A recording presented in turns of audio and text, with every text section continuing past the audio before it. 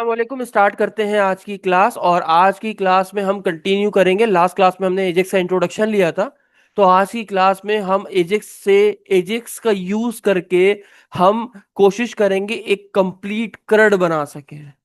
यानी हम अपने डेटाबेस में डेटा इंसर्ट, अपडेट या डिलीट, या फिर हम डेटा को सारा उठाकर ला सकें। और हम ये काम बिना पेज को रीलोड किए हुए करेंगे। तो चलिए स्टार्ट करते हैं आज की इस क्लास को। तो शुरू करते हैं। सबसे पहले हमें काम करना है, तो हम विजुअल स्टूडियो ओपन कर लेते हैं अपना। आई होप लास्ट क्लास में जो इंट्रोडक्शन हुआ था वो आपको अच्छे से समझ में आया होगा। तो ये मैं प्रोजेक्ट बना रहा हूँ। प्रोजेक्ट आई होप आपको बनाना आता होगा, क्योंकि हम कई बार प्रोजेक्ट को बनाना सीख चुके हैं। सिंपल प्रोजेक्ट बनाया। प्रोजेक्ट को बनाने के बाद यहाँ पर आप प्रोजेक्ट को चूज करेंगे कि आप कौन सा यूज कर रहे हैं। तो हमने वेब ऐप एमवीसी वाला चूज किया। नेक्स्ट किया, यहाँ से आप प्रोजेक्ट का नाम रख सकते हैं। तो मैं नाम रख रहा हूँ एजेक्स करड। करड मीन्स तो पता होगा, क्रिएट, रीड, अपडेट और डिलीट। सिंपल नेक्स्ट पे क्लिक किया और सिंपल नेक्स्ट करके क्रिएट करके हमने अपना प्रोजेक्ट यहाँ पर क्रिएट कर लिया। यहां तक किसी को कोई इशू नहीं है। अब चूंकि हम डेटाबेस के साथ काम करने जा रहे हैं, तो हमें आपको स्टेप्स पता है सारे। नंबर वन स्टेप क्या होता है कि आप सबसे पहले अपनी कनेक्शन सेटिंग को जाके लिखिए। बिल्कुल। तो सबसे पहले जब आपको कनेक्शन को डिफाइन करना है, तो आप जाइए ऐप सेटिंग डॉट जेसन के अंदर। यहां पर आके आप अपना कनेक्शन स्ट्रिंग डिफाइन कीजिए। तो मैं सबसे पहले कनेक्शन स्ट्रिंग डिफाइन कर देता हूं। तो मैंने लिखा कनेक्शन स्ट्रिंग बना दो। और यहां पर इसका नाम रख रहा हूं डिफॉल्ट कनेक्शन। आप इसका नाम कुछ भी रख सकते हैं, कोई मसला नहीं होता। और उसके बाद मैं यहाँ पर रख रहा हूँ सबसे पहले आता है सर्वर का नाम। सर्वर नेम हमारा एपटेक में हम यूज करते हैं डॉट। आपका घर में डिफरेंट हो सकता है, बच्चे कंफ्यूज होते हैं कि हमारा भी डॉट है। बिल्कुल ऐसा नहीं है। तो उसके बाद आता है आपके पास डेटाबेस। आप डेटाबेस किस नाम से बनाना चाहते हैं? तो मैंने कहा भाई एजेक्स करड के नाम से ही बना दो, करड्स तो ज्यादा अच्छा है। इसके बाद आप बना दो यूजर आईडी क्या होगी, यानी आपके एसक्यूएल सर्वर का लॉगिन क्या है। तो हमने बताया लॉगिन एसए है। पासवर्ड की अगर बात करें दोस्त, तो पासवर्ड हमारे पास एपटेक में हमने जो रखा हुआ है वो 1234 है। और हम अपने आपने देखा होगा जब हम एसक्यूएल सर्वर ओपन करते हैं तो वहां पर आता है ट्रस्ट सर्वर सर्टिफिकेट। तो ये लाइन ऐड करना जरूरी है।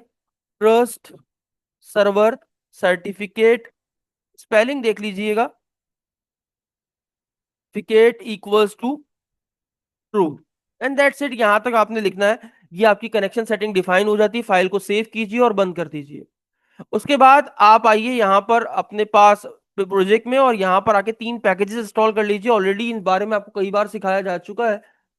तो मैं सिंपल आके इन 3 पैकेजेस को इंस्टॉल कर देता हूँ। सबसे पहले अपने डॉट नेट का फ्रेमवर्क का वर्जन चेक कीजिए कि आप किस वर्जन के ऊपर है। उसी वर्जन के हिसाब से आप अपने पैकेजेस को इंस्टॉल कीजिए। तो ये देखिए मेरे पास सबसे पहले एंटिटी फ्रेमवर्क कोर आ रहा है, मैं इसको इंस्टॉल कर लूंगा। मेरा 8 है, तो मैं 8 के लेटेस्ट वर्जन पे चला जाता हूँ। तो मैंने इंस्टॉल कर दिया इसको। ये मैंने लाइसेंस एक्सेप्ट कर लिया। तो मेरे पास ये इंस्टॉल हो गया। और इसके बाद अब मैं एसक्यूएल सर्वर इंस्टॉल कर लेता हूँ। तो मैं इसका भी सेम वर्जन इंस्टॉल करूंगा। तो मैंने इसको भी इंस्टॉल कर लिया। कई बार एक चीज आपको रिवाइज हो चुकी है, आप ये काम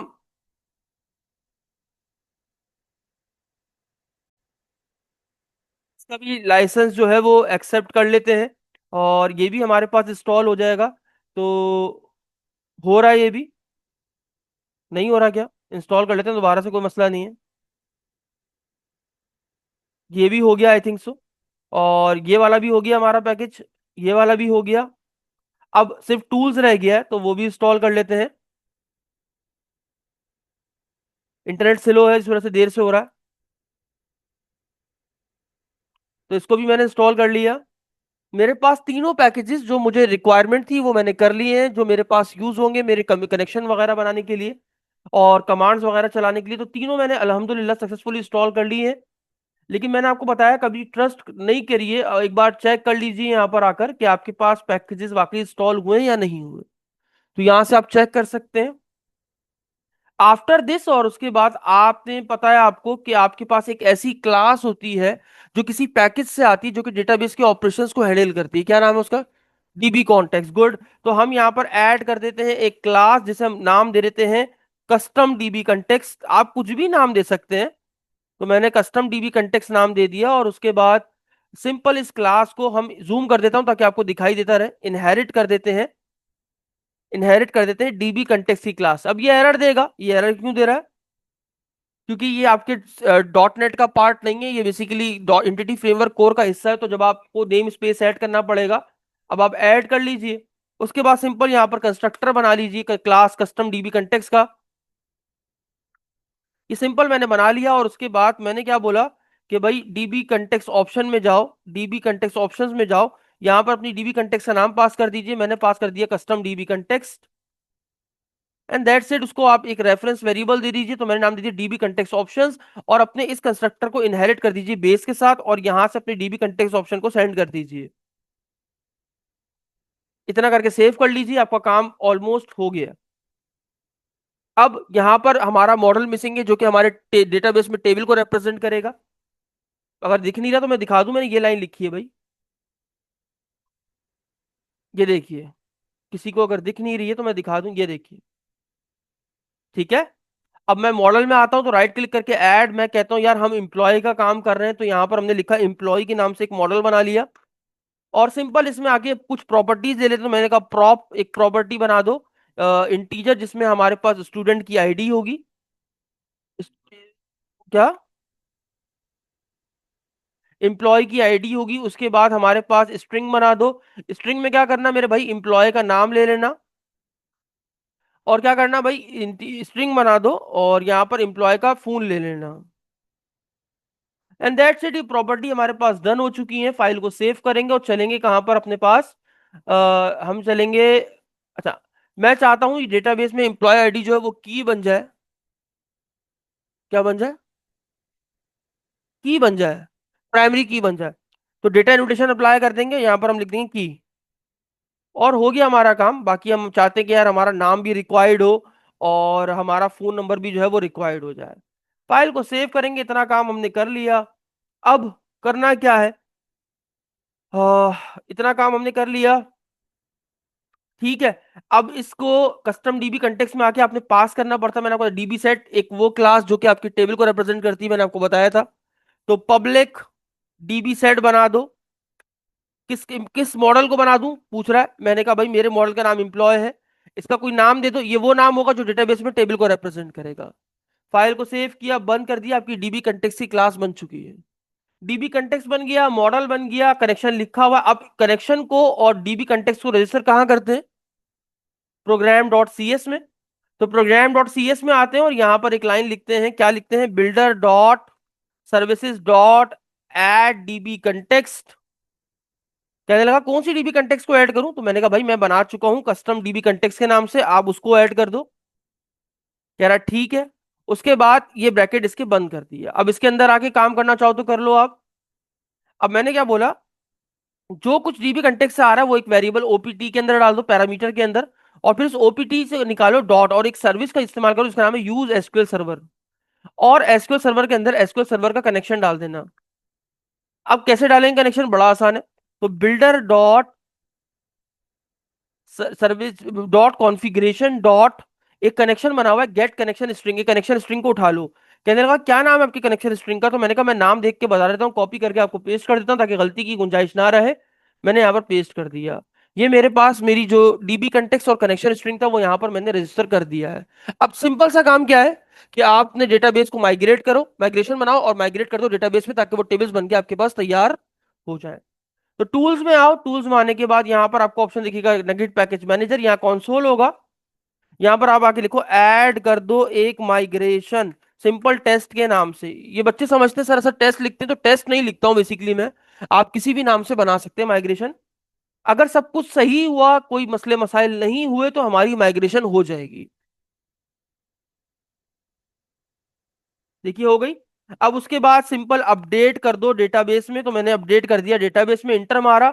अब अगर सब कुछ सही हुआ तो ये तमाम माइग्रेशन उठेगी, एसक्यूएल सर्वर में कोड चलेगा, और मेरे पास तमाम जो टेबल था मेरा बनकर आ जाए। देखिए बिल्कुल सब कुछ सही हुआ, कोई मसले मसाइल नहीं हुए।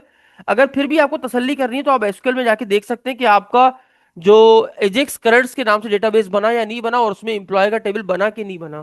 तो मैं आपको दिखा देता हूं।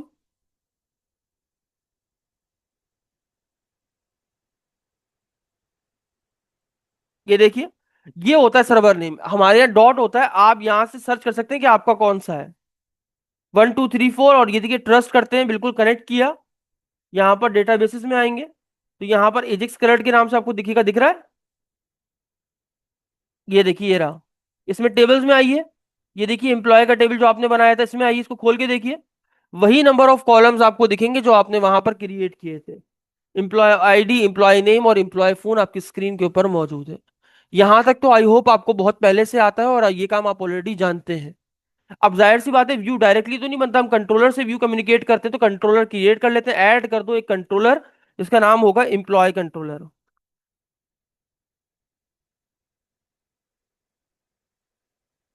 डन हो गया, कंट्रोलर बन के तैयार हो गया। यहां तक कोई शिकायत किसी को नहीं। अब मैं चाहता हूं कि यार मेरे पास एक ऐसा एक्शन हो कि अगर अच्छा, यहां पर करना क्या है, सुनिएगा।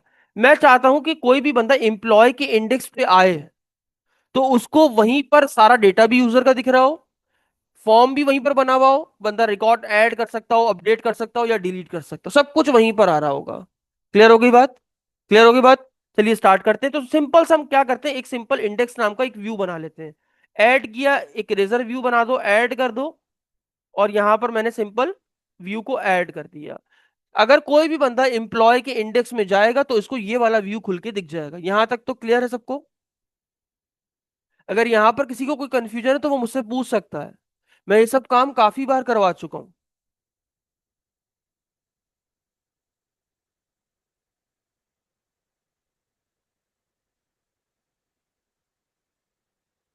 आ गया हमारे पास, ठीक है। अब मैं आपको चला के भी दिखाता रहूंगा, साथ साथ काम करता रहूंगा, ताकि आपको चीजें समझ में आ सके। ठीक है? क्लियर है? तो ये सिंपल हमारा व्यू है।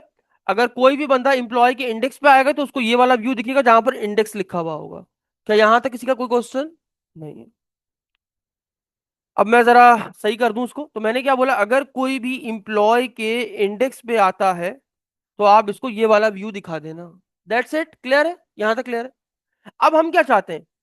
सबसे पहले तो सर हम ये चाहते हैं कि यहां पर एक डिव है, इमेजिन इट, हाँ, एक डिव बनी हुई है। और इस डिव में हम एक आईडी पास कर देते हैं। इस डिव में आपने करना क्या है? सर इस डिव के अंदर आपने अपने टेबल को दिखाना है, यानी आपको जो डेटा डेटाबेस में पड़ा ना, वो रिकॉर्ड लाकर आपने इसके अंदर दिखाना है। ऐसा ही है। अब सवाल ये, रिकॉर्ड तो तभी आएगा जब रिकॉर्ड होगा। तो रिकॉर्ड तो है ही नहीं। तो सिंपल एक रिकॉर्ड खुद इंसर्ट कर दे, ताकि हम रिकॉर्ड को लाकर देख तो सके भाई कुछ आ भी रहा है या नहीं आ रहा। तो यहां पर आता हूं और सिंपल इंसर्ट की क्वेरी तो आपको आती होगी। इंसर्ट इनटू एम्प्लॉय की टेबल है, एम्प्लॉइज। कॉलम के नाम क्या क्या है? एम्प्लॉय का नाम, दो ही कॉलम है, और एम्प्लॉय का फोन। तो यहां पर मैंने कहा वैल्यूज डाल दो। कहने लगा क्या वैल्यूज डाल दूं? मैंने कहा अभी बता देता हूं। तो नेम में मैंने दे दिया फॉर एग्जांपल असद। फोन हमने दे दिया कुछ भी, जीरो, ये नंबर दे दिया। ठीक है? ये रिकॉर्ड इंसर्ट कर रहा हूं मैं, ये तो आपको आता होगा। सिंपल, ये एक रिकॉर्ड पड़ा हुआ है। अब मल्टीपल रिकॉर्ड्स भी हो सकते हैं, वो आप डाल के देख लीजिएगा बाद में। मैं फिलहाल के लिए बस ये डेटा फैच करके दिखा रहा हूँ। एक और रिकॉर्ड डाल देता हूँ, अली। और नंबर हम थोड़ा चेंज कर देते हैं। तो ये देखिए एक और रिकॉर्ड इंसर्ट हो गया। ये हमने सिंपल फैच किया तो हमारा टेबल उठकर हमारी स्क्रीन के ऊपर शो हो गया। क्लियर है? अब हमें क्या करना है, इस रिकॉर्ड को जैसे ही कोई बंदा एम्प्लॉय का इंडेक्स खोले तो उसे ये सारा रिकॉर्ड। तो यहां पर हमने एक आईडी बना दी। आईडी क्यों बनाई हमने? हाँ, एक डब्बा बना दिया ताकि हम उसको जावास्क्रिप्ट से फैच करेंगे और यहाँ पर टेबल का डेटा को शो करा देंगे। That's it. क्लियर है यहाँ पर? अब हमें करना क्या है, हमने अपने इस डिव के अंदर अपना पूरा टेबल शो करवाना है। अब हम इस्तेमाल कर रहे हैं एजेक्स का। तो एजेक्स को इजी कौन बनाता है? तो हम जेक्यूरी की हेल्प से एजेक्स को यूज करेंगे। तो हम चलते हैं गूगल पे और यहाँ पर देखते हैं कि जेक्यूरी का अगर हमें सीडीएन मिल जाए तो हमारा काम आसान हो जाएगा। तो हम यहाँ पर आए। यहाँ पर आने के बाद हमें ये लिंक मिल जाता है, ये देखिए स्क्रीन के ऊपर, ये रहा। वैसे जेक्यूरी लिखने की नीड नहीं होती, मैं आपको बताता हूं, मैं आपको कुछ चीजें सिखाता हूं, देखिएगा। गौर से आइए, तो आपके पास व्यूज के अंदर एक ऐसी फाइल होती है जो कि शेयर्ड फोल्डर के अंदर होती है। मैं ऑलरेडी सिखा चुका हूं आपको। तो इसमें एक फाइल होती है लेआउट अंडरस्कोर एस्टिमेट। ये वो फाइल है जो हर व्यूज के साथ यूज हो रही होती है।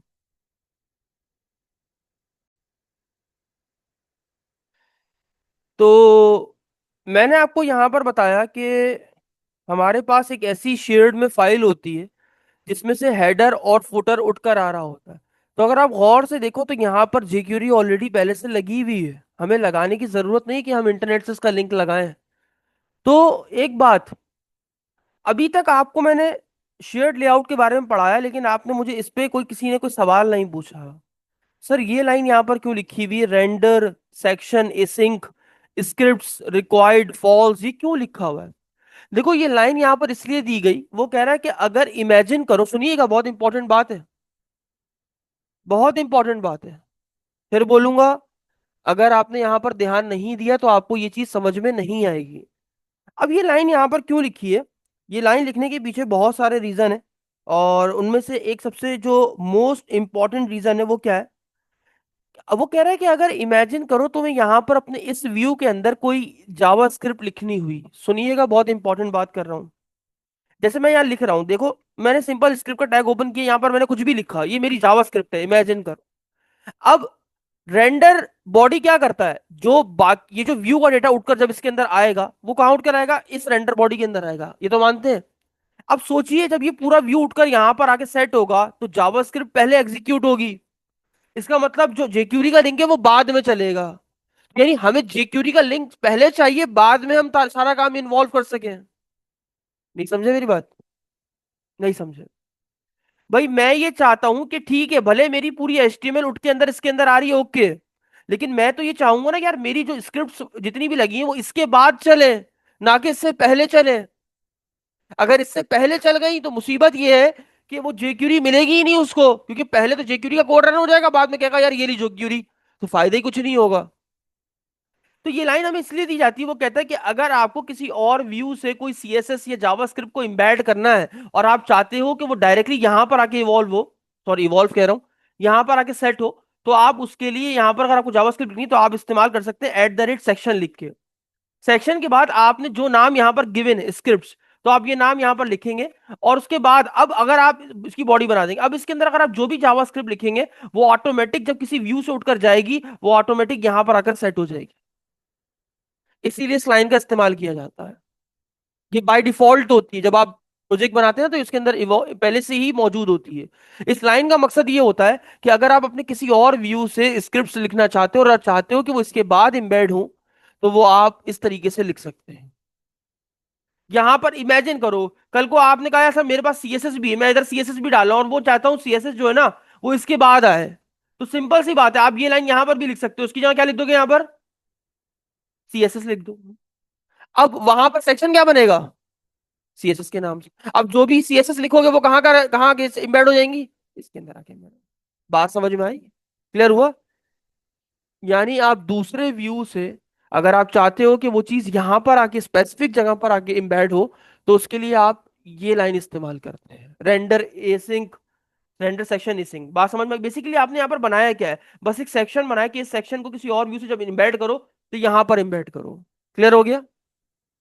यानी इसका मतलब अब अगर हमें कोई भी जावास्क्रिप्ट लिखनी, जेक्यूरी लिखनी, तो हम यहां से शुरू कर सकते हैं। यहां तक क्लियर है सबको सर? कोई सवाल यहां पर किसी का तो मुझसे पूछना चाहे तो पूछ सकता है। कोई सवाल नहीं है? अपना काम शुरू करूं। जेक्यूरी कैसे लिखते हैं? जेक्यूरी लिखने के लिए आप यूज करते हैं डॉलर सिंबल। मैंने बोला डॉलर, इसमें जाओ, क्या करो, जैसे ही मेरा डॉक्यूमेंट, मेरा डॉक्यूमेंट किसको बोलते हैं जावास्क्रिप्ट में, पूरे पेज को, मैंने क्या बोला भाई, डॉक्यूमेंट में जाओ, क्या करो, डॉक्यूमेंट में जाओ, जैसे ही मेरा डॉक्यूमेंट क्या हो जाए, रेडी हो जाए, रेडी इसका अपना बाय डिफॉल्ट मेथड है, रेडी हो जाए तो क्या कर देना, ये काम कर देना। अब रेडी में क्या काम कर देना वो अलग सी बात है, वो आप बाद में देखेंगे कि रेडी में करना क्या है। तो जैसे ही डॉक्यूमेंट रेडी, सॉरी गलत लिख दिया, जैसे ही डॉक्यूमेंट रेडी हो जाए तो एक काम करना, एक फंक्शन को चला देना।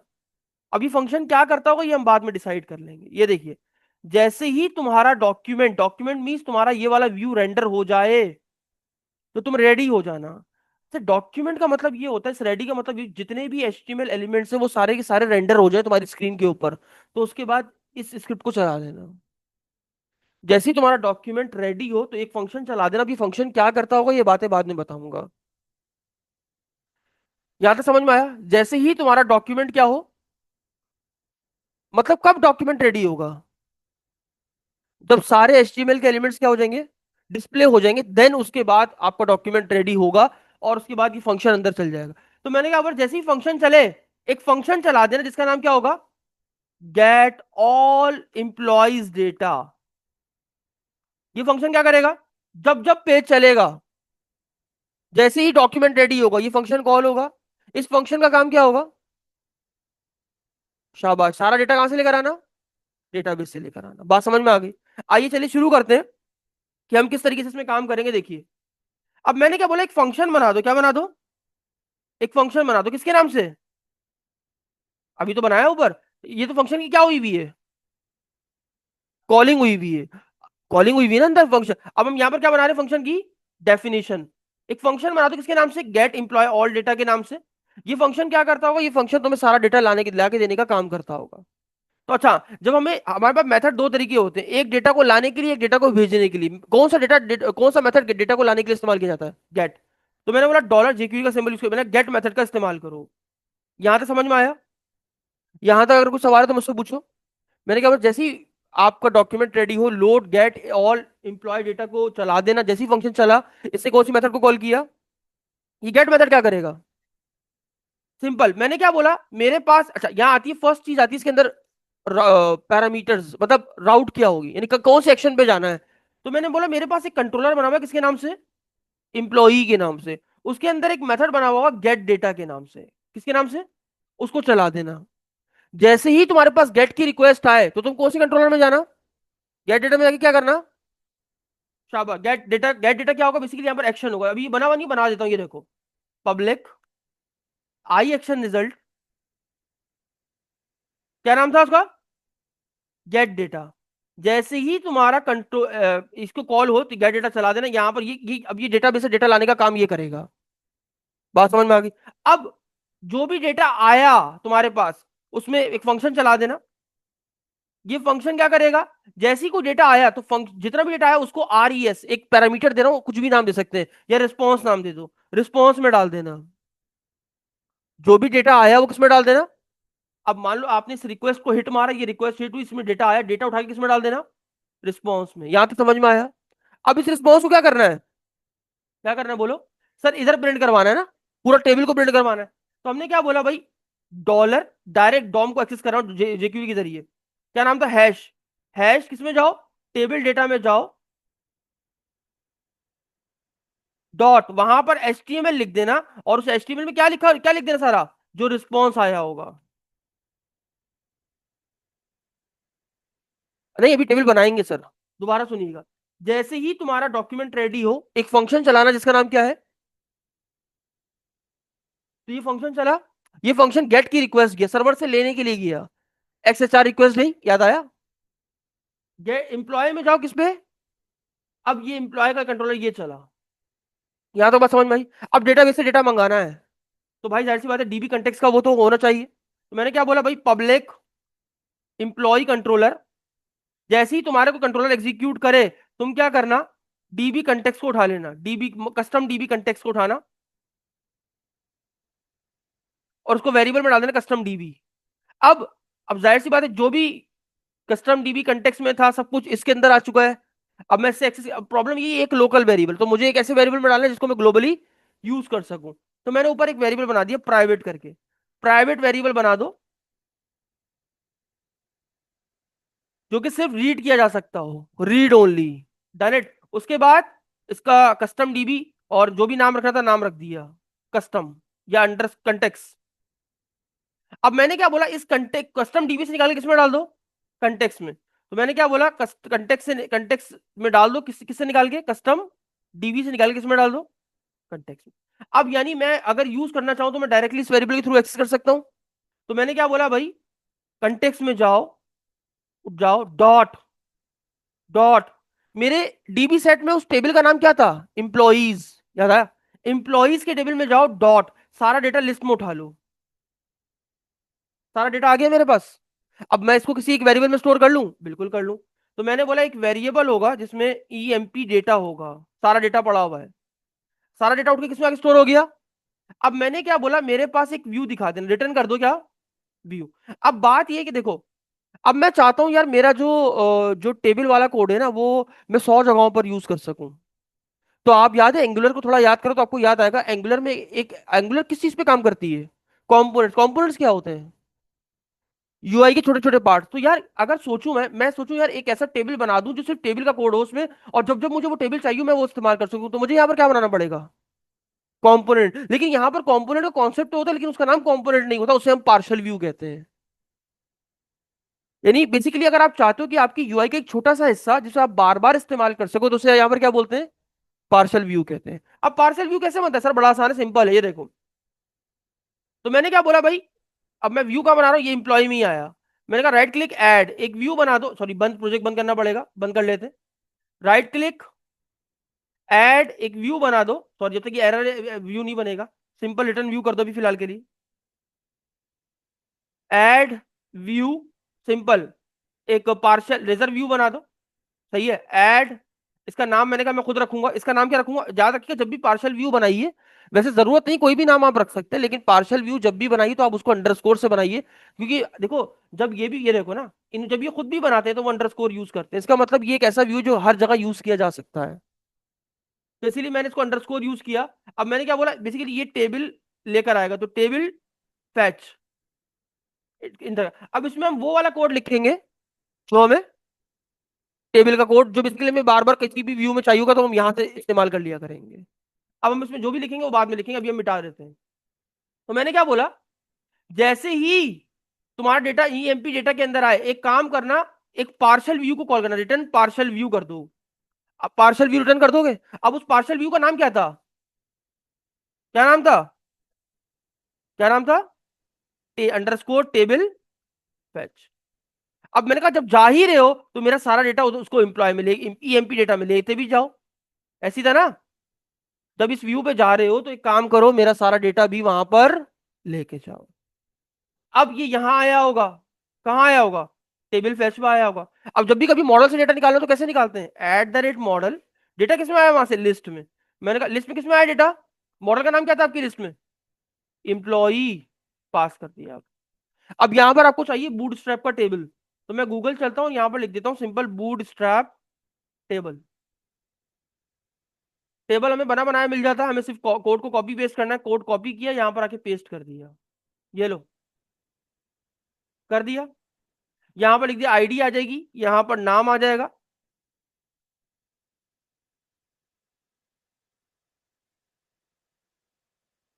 और यहां पर क्या आ जाएगा? एम्प्लॉय का। सही है। अब जो भी डेटा आया वो हमारे मॉडल में पड़ा हुआ है। अब जब भी मॉडल से डेटा निकालो तो क्या चलाते हैं? Loop. At the rate for each का लूप चलाया। मैंने क्या बोला, सारा डेटा कहां पर पड़ा हुआ है? कैपिटल मॉडल में। मॉडल से निकालो, किसमें डाल दो? वेरिएबल, वेरिएबल ईएमपी डेटा के अंदर, इन। निकाल के अब सारा डेटा किसमें आ गया होगा? ईएमपी डेटा में आ चुका होगा, आ गया होगा। ठीक है। अब यहां पर शो कराते हैं, at the rate EMP data में जाओ, डॉट क्या उठा लो? आईडी। यहां पर क्या उठा लो? यहां पर क्या उठा लो?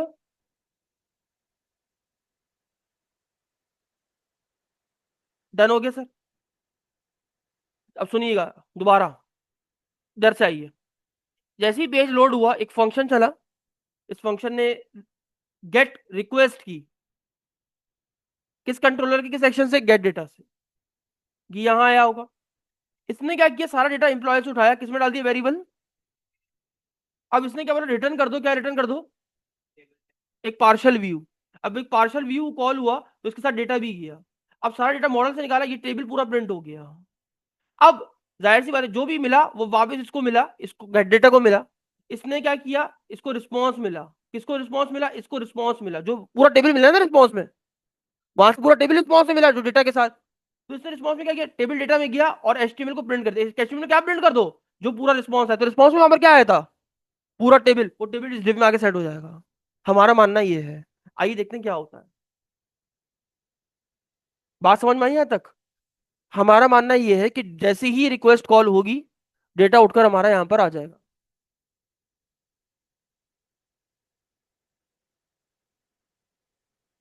मैंने क्या बोला? एम्प्लॉय में जाओ,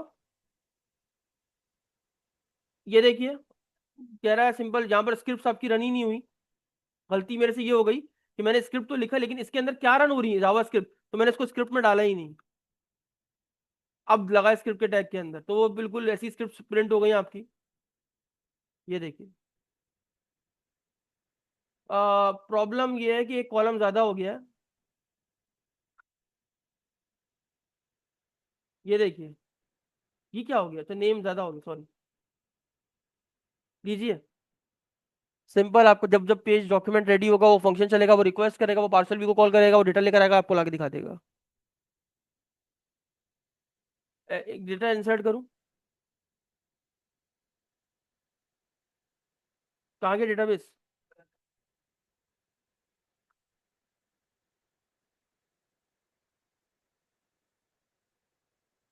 ये देखिए, बात समझ में आ गई। जैसे ही पेज डॉक्यूमेंट रेडी हुआ आपका, आपका सारा डेटा उठा, और उठने के बाद आपका डेटा फैच हो गया। यहां तक क्लियर है सबको? तो आज तक, आज के लिए यहीं तक रखते हैं। मिलते हैं नेक्स्ट क्लास में नेक्स्ट वीडियो के साथ, तब तक के लिए इजाजत दीजिए। अल्लाह हाफ़िज़।